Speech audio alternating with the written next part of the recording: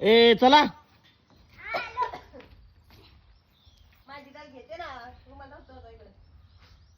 चलो तिला बाई एवढी मस्त घरी राहिली दिवसभर.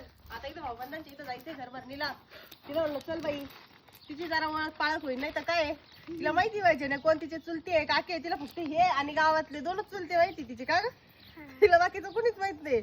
आम्हाला पण आज एवढे आमचे भाऊबंद माहित नाही. गेलं आलं म्हणजे कसं पोराला पण माहिती होतं ना आपल्याला भाऊबंद माहिती होत्या पाहुणे माहिती होते का ग?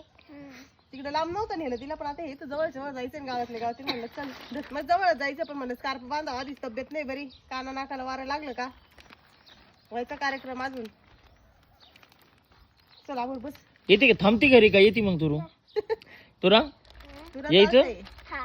थांबायचं घरी. एकदा जर तिचं मनात असलं तिला आपण जर म्हणलं ना तू घरी थांब मग ती घरीच थांबती. पण तिला जर म्हणलं चल आपल्याला जायचंय आणि शेवट निघाच टायमिंगला जर तिला म्हणलं नको प्लॅन चेंज तू घरी थांब ती काही गेलं की राहणार नाही. मग आधी कशाला उरवलं तुम्ही? आधी म्हणायचंच नाही ना. मग मी थांबले होते का नाही? तुम्हाला काही गरज होती का उरवायची मला?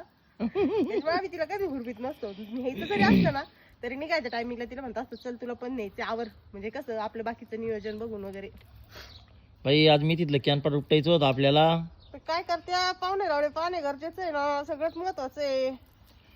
आता उद्याच जावं लागेल सकाळी लवकर जाऊ बरं का. पाहू ना आपल्याला किती वेळ लागणार आहे. गाय इकडे घेतले जाऊ ना. हा अर्धा 1 तास. मग 4-5 वाफेतलं तर आहे.